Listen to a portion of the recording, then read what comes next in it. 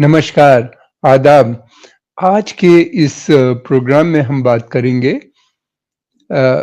Israel के प्रधानमंत्री Benjamin Netanyahu का जो न्यू मिडल ईस्ट का प्लान है, जिसको वो कहते हैं न्यू मिडल ईस्ट प्लान जो है, वो क्या है? उसकी काफ़ी डिटेल्स अब आ गई हैं, अभी तक डिटेल्स नहीं थी। ये कुछ डिटेल्स हैं जो हमने इज़राइली न्यूज़पेपर या इज़राइली मीडिया से हमने कलेक्ट की हैं पिछले कुछ समय में, और ये बहुत चौंका देने वाली है और ये वीडियो भी बहुत इम्पोर्टेंट हो जाता है। इस पूरे प्लान का बेसिक पर्पस ये होगा, मतलब ये है कि इज़राइल जो है वो मिडल ईस्ट का मेन सेंटर बन जाएगा, जहाँ के ऊपर एक बड़ा बिजनेस हब भी बनेगा, जिसका हमने बताया वेस्ट बैंक और गाजा में, दुबई की जगह पे, जहाँ पे सारे यूरोप, अमेरिका, तमाम के वेस्टर्न बैंक्स और जो कंपनीज मिडल ईस्ट में ऑपरेट कर रही हैं, होपफुल उम्मीद की जा रही है, इजराइल को उम्मीद है कि वो सब वहाँ पे आ जाएंगी। यानी दुबई को उजाड़ने का भी ये प्लान है, ऐसा लगता है। दूसरी बात ये है कि इसका एक दूसरा पहलू ये है कि इसके अंदर उनका प्लान ये है कि लैंड ब्रिज एक बनाने का प्रोग्राम है। यानी ये है कि लैंड ब्रिज, जो हम काफ़ी समय से यहाँ पे बात हो रही है, इंडिया, यूएई, सऊदी अरेबिया, फिर उसके बाद जॉर्डन और रफ़ा यानी इज़राइल को जोड़ना, और फिर वहाँ से वो ब्रिज जो है कनेक्ट करेगा उसको यूरोप को। उसको उसके ऊपर वो कहते हैं कि काफ़ी काम आगे एडवांस स्टेज पे है। फिर उसके अलावा ये है कि रफ़ा प्लान, जिसके बारे में हम लोग सब जानते हैं, काफ़ी दिनों से बात हो रही है कि पैलेस्टीनियन को एक्सपेल किया जाएगा। इसका इसका इसकी इसकी डिटेल्स और आ गई हैं, जो बहुत इम्पोर्टेंट है, आगे हम बताएंगे।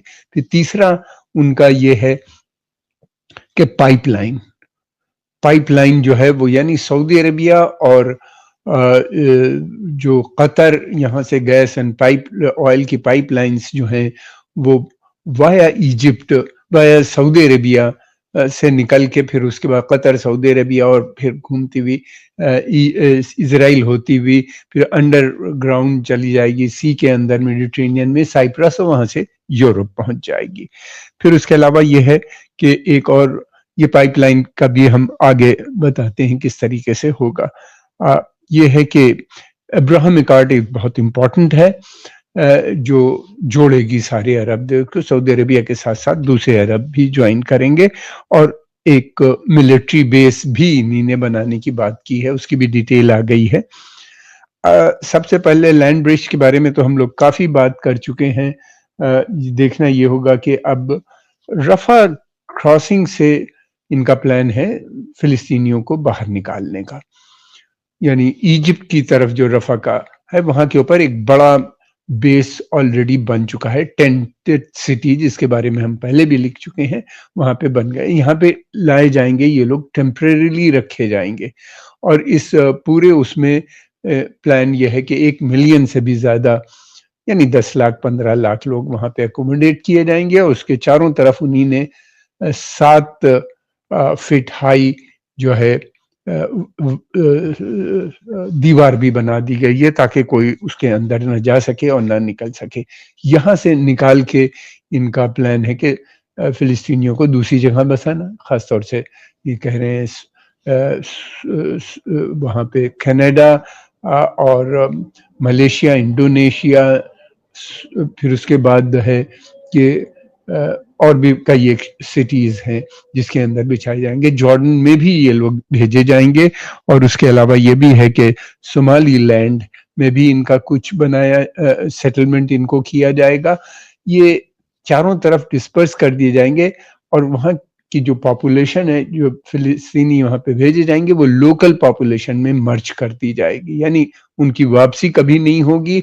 और जो थ्रेट इजराइल को है या दूसरे लोगों को है, हमास से, अरबों को जो है खासतौर से, वो हमेशा के लिए ख़त्म कर दिया जाएगा। एक चीज़ और उन्हीं ने कही है इस प्लान के अंदर, जो है ये बातें भी हम काफ़ी पहले से कर चुके हैं, लेकिन इसमें इम्पॉर्टेंट चीज़ जो है, जो इसके बारे में अब डिटेल आई है, कि ये मिलियंस ऑफ लोग होंगे जो वहाँ पे जाएंगे, और फिर उसके अलावा ये भी है कि ये लोग जो हैं यानी 2 मिलियन के करीब भेजे जाएंगे वहां पे अलग अलग जगहों पे। उन्हीं ने जॉर्डन को भी एक रोल दिया है। जॉर्डन से कहा है कि जॉर्डन जो है वो, अमेरिका का कहना ये है या इजराइल ने उनके लिए बातचीत की है अमेरिका से कि सीरिया का एक हिस्सा जॉर्डन से जोड़ दिया जाएगा और जॉर्डन से जो मिला हुआ है वो काफी बड़ा एरिया है, कई 100 किलोमीटर का है, जो उस जगह पे भी बहुत से फिलिस्तीनियों को सेटल किया जाएगा। ये भी है। फिर उसके बाद ये कि फंडिंग के लिए उन्हीं ने कहा है कि बहुत से देश इसको फंड करेंगे। यानी इजराइल का कोई इन्वॉल्वमेंट फंडिंग में किसी भी प्रोजेक्ट में नजर नहीं आता। बेनिफिशियरी इजराइल जरूर सारे प्रोजेक्ट्स में नजर आता है। उनका कहना यह है कि वो इस वक्त जो इजिप्ट की इकोनॉमी है वो बहुत बुरी हालत में है, बहुत कमजोर है, तो उसको इजिप्ट को पर जो पैलेस्टीनियन वहां पे जाएंगे उसका $5,000 उसको इजिप्ट को मिलेगा। यानी 1 लाख पे $500 मिलियन मिलेगा। इसी तरह से आप मल्टीप्लाई कर लीजिए तो कई बिलियन डॉलर का फायदा हो जाएगा। एक तो इसका, और फिर उसके बाद ट्रांजिशन फीस वहां पे रहेंगे और उसके लिए जो खर्चे आएंगे वो सारे दूसरे अरब देश उनको मुहैया कराएंगे। और ये जो है जो लोग वहां पे जाएंगे वो उनकी ये अभी तय नहीं हुआ कि कितने दिन तक रहेंगे, लेकिन ये ट्रांजिटरी फेज होगा, ट्रांजिशन में वहां पे रहेंगे। और जॉर्डन को जो खतरा है अपने यहाँ इंटरनल लोगों से, और उसकी इकोनॉमी भी काफी कमजोर है और उसको ऑयल एंड गैस और इसराइल की और अमेरिका की मदद और मिलिट्री की सब फंडिंग है, ये सारी चीजें जॉर्डन को दिलाई जाएंगी उसको, और ताकि उनको नया मिलिट्री एड भी मुहैया करेगा America, financial and economic aid के अलावा उसको जॉर्डन को मुहैया कराया जाएगा इस काम को अंजाम कराने के लिए। अब ये है कि क्या ये जॉर्डन इस तरह का करेगा, इसलिए कि जॉर्डन के अंदर बहुत ज्यादा पब्लिक ओपिनियन उसके खिलाफ है। जो कुछ भी गजा में हुआ और जॉर्डन के किंग के भी खिलाफ है वहां के ऊपर, और वहां के ऊपर इस्लामिक मूवमेंट काफी स्ट्रांग है जिसने कई एक डिमॉन्स्ट्रेशन इनके खिलाफ किए थे। उनका कहना यह कि एक बार जॉर्डन कनेक्ट हो जाता है इन सब प्रोजेक्ट से तो फिर जॉर्डन की इकोनॉमिक कंडीशन अच्छी हो जाएगी, तो उससे ये जो अपोजिशन है वो ठंडा हो जाएगा। और 350 किलोमीटर लंबा बॉर्डर है उसका सीरिया से, और सीरिया में ये लोग वहां बसाए जाएंगे के पार्ट में जिसको जॉर्डन कंट्रोल करेगा। और जॉर्डन के अंदर सीरियन पॉपुलेशन, पैलेस्टीनियन पॉपुलेशन नहीं आएगी काफी समय तक, जब तक कि ये क्राइसिस है। तो उससे ये रहेगा कि जो पैलेस्टीनियन का नंबर भी नहीं बढ़ने पाएगा, इनको वहीं पे कंटेन उस पूरे क्षेत्र में रोक लिया जाएगा। अब सबके अलावा ये है कि ये एक सऊदी अरेबिया के लिए भी इनका प्लान है। सऊदी अरेबिया के लिए ये है कि जो इनका गैस और पाइपलाइन है वो पास होगी वहां से, इजराइल होती हुई जाएगी यूरोप। हमने जैसा पहले बताया कि साइप्रस और साइप्रस से फिर वो यूरोप पहुंच जाएगी। और सऊदी अरेबिया का, इजराइल का कहना यह है कि जो डिपेंडेंस है अभी तक, जो उनका जो गैस और पाइप लाइन जाती है, उनका बड़ा ट्रेड जो है वो है गल्फ ऑफ हॉर्मुज से, और गल्फ ऑफ हॉर्मुज जो है उसको कंट्रोल करता है ईरान। तो ईरान पे डिपेंडेंस भी खत्म हो जाएगी इस तरीके से।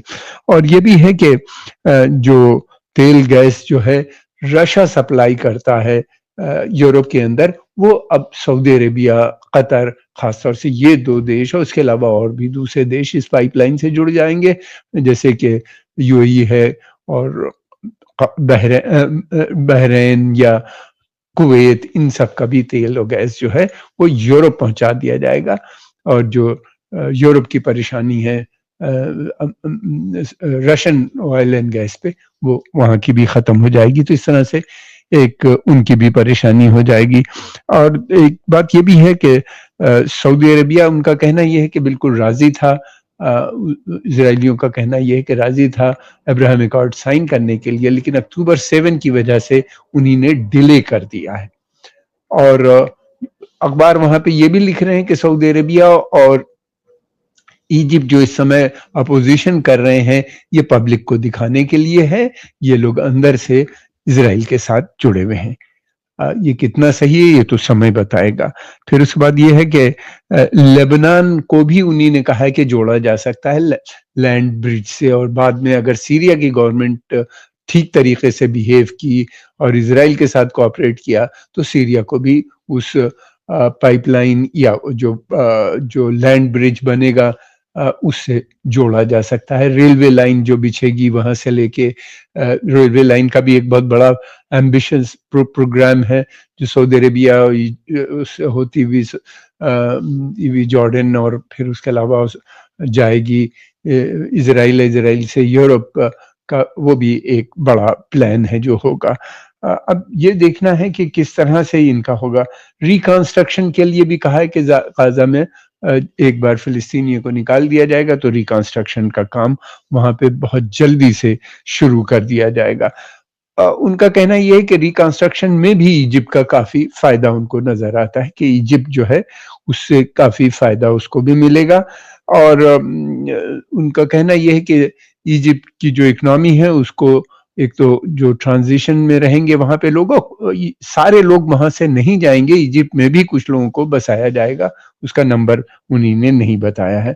और ये भी है कि इजिप्ट की जो इकोनॉमी है उसको सुधारने के लिए अमेरिका उनके लिए इजराइल ने कहा है कि एड भी दिलाएगा, मिलिट्री एड भी उनको मिलेगी, लेकिन इस शर्त पे मिलेगी कि वो मिलिट्री जो भी इक्विपमेंट खरीदेंगे उसका इस्तेमाल कभी भी इजराइल के खिलाफ नहीं होगा।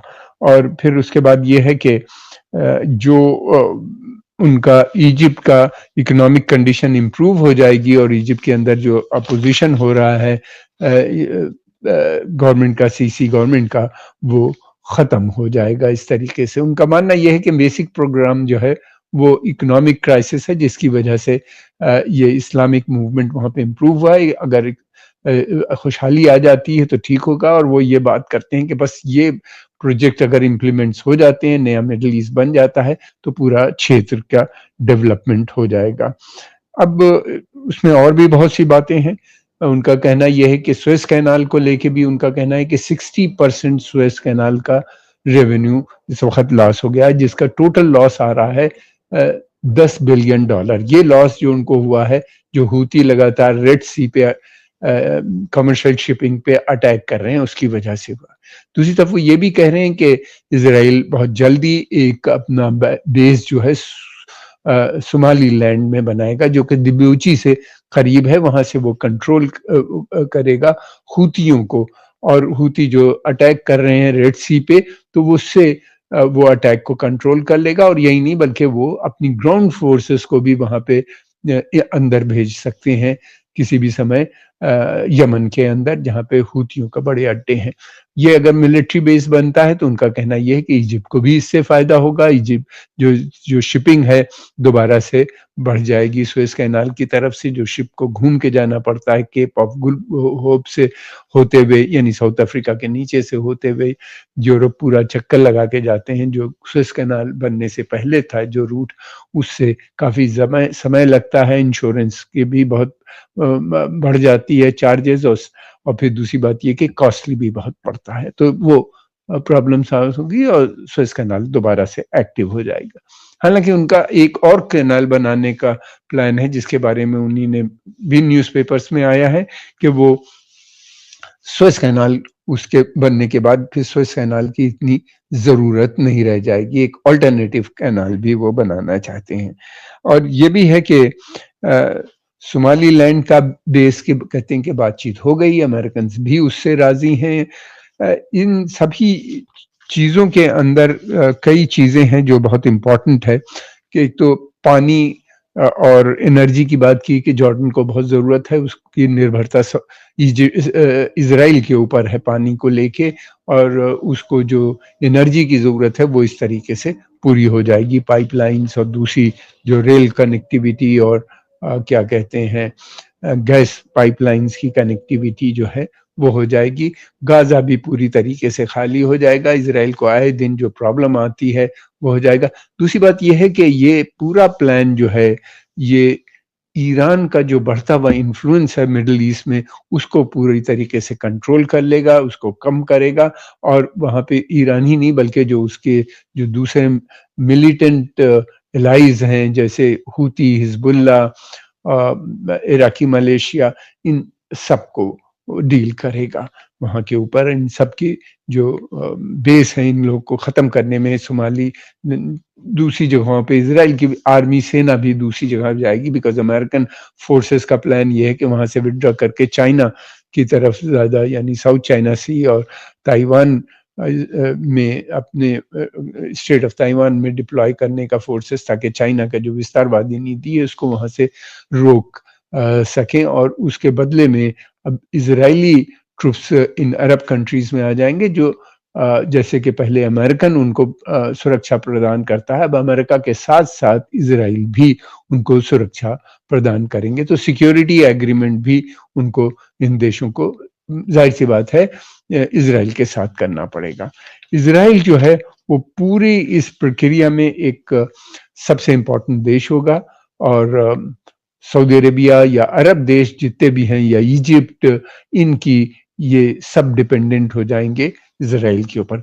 क्या ये सऊदी अरेबिया और इजिप्ट इस बात को मानेंगे, ये भी पता नहीं है, इसलिए कि इजराइल तो कहता है कि ये लोग बिल्कुल मानने पे तैयार हैं, इनको ईरान से बहुत थ्रेट लगता है। और दूसरी बात ये कि इन कंट्रीज में जो इंटरनल प्रॉब्लम है, इकोनॉमिक प्रॉब्लम है, वो डील करेंगे। और सऊदी अरेबिया का तेल भी इधर ही से जाएगा, तो सऊदी अरेबिया को का बेसिक, सऊदी अरेबिया का इनका कहना ये है कि जो थ्रेट है वो उसको ईरान से आता है, तो वो ईरान से डील करने के लिए। और सऊदी अरेबिया के पास ना तो सेना है, इन देशों के पास जहाँ तेल के बड़े भंडार जाते हैं, वो अमेरिका इनको सुरक्षा प्रदान करता है, तो इसलिए उसकी डिपेंडेंस है, वो डिपेंडेंस ईरान से लड़ने के लिए इजराइल है। वो एक अलग उनका प्लान है कि किस तरीके से इजराइल जो है ईरान के ऊपर अटैक करके उसको भी न्यूट्रलाइज कर देगा, उनके न्यूक्लियर प्लान को, जो कि अरब देश के लिए एक बड़ा खतरा इजराइल बताता है। प्लान बहुत बड़ा है, ट्रिलियंस ऑफ डॉलर की, इसमें कई ट्रिलियन डॉलर की जरूरत है। गैस पाइपलाइन के बारे में तो वो कह रहे हैं, जो कतर और सऊदी अरेबिया से जाएगी, उसमें कुवैत और कतर के प्राइवेट बिजनेसमैन काफी इंटरेस्टेड हैं। इजराइल का कहना यह है कि वो काफी बड़ी फंडिंग करें। इस पूरे प्लान में जितनी भी फंडिंग है, या तो अमेरिका करेगा, या सऊदी करेगा, या कतर करेगा, या कुवैत, या तमाम बाहर करेंगे। या जो पैसा इजिप्ट को दिया जाएगा, इजिप्ट के लिए का लोन माफ करा दिया जाएगा जो बहुत ज्यादा है, अमेरिका से इजराइल करा देगा। इजराइल का पैसा कहीं नहीं लगता हुआ नजर आता है। जो कुछ भी है, इजराइल विल बी द एक तो मेजर बेनिफिशियरी भी है इस पूरे कनेक्टिविटी प्रोजेक्ट का, ये नए मिडिल ईस्ट का, और उसकी जो है इन्फ्लुएंस भी पूरे तरफ से पूरे अरब वर्ल्ड पे होगा। और इजराइल के साथ साथ यानी अमेरिका का भी होगा। यानी ये अगले 100 साल तक अरब जो है कम से कम इजराइल के ऊपर निर्भर रहेंगे इस प्लान के हिसाब से। और बातें तो और भी हैं, बहुत सी चीजें इसके अंदर, लेकिन हम धीरे धीरे आपको जैसे जैसे हमें इंफॉर्मेशन मिलेगी हम और आपको देते रहेंगे। ये एक प्लान है, मुझे नहीं लगता कि ये इम्प्लीमेंट हो पाएगा कभी भी, इसलिए कि अगर इसको इम्प्लीमेंट करने की इजराइल ने तो पूरी कोशिश की है और कोशिश करेगा, अगर कोशिश होती है तो रीजन डिस्टेबलाइज भी होने की संभावना नजर आती हैं, क्योंकि अरब पब्लिक ओपिनियन इस समय लगता है कि वो इसके खिलाफ हैं। सऊदी अरेबिया या जो इजिप्ट है, ये दोनों नेशनलिज्म, अरब नेशनलिज्म को इस समय प्रमोट करते हुए नजर आ रहे हैं। और वो क्या इस प्लान को मानेंगे? क्या ये दो बड़े देश जो हैं सबसर्विएंट बन के अपनी इजराइल के हुकूमत चलाएंगे? ये क्या अरब जनता को मंजूर होगा? या सऊदी रॉयल फैमिली या जो वहाँ की है इजिप्ट की मिलिट्री, वो इस रोल को एक्सेप्ट करेगी। फिर उसके अलावा ये भी है कि सऊदी अरबिया का जो एक इस्लामिक कंट्रीज़ में जो उसका एक रोल है, उसकी एक लीडरशिप है, वो भी इससे ख़त्म होती नज़र आती है। तो ये पूरा एजेंडा जो है, मैं समझता हूँ कि ये एक प्रैक्टिकल नज़र नहीं आता। प्रॉब्लम बढ़ती हुई नज़र आती है। अगर प्रॉब्लम बढ़ती है तो अमेरिका इज़राइल को कोई प्रॉब्लम नहीं, वो पहले कह चुके हैं कि हम तेल पे कब्ज़ा कर लेंगे, इन लोग को लड़ने देंगे आपस में। हम आपके आभारी हैं, आपने समय निकाल के इसको देखा। अगर पसंद आए तो इसको लाइक कीजिए, सब्सक्राइब कीजिए और आगे प्रमोट भी कीजिए। आपका बहुत-बहुत धन्यवाद। कमेंट बॉक्स में कमेंट ज़रूर लिखिए, उससे हमें बहुत मदद मिलती है।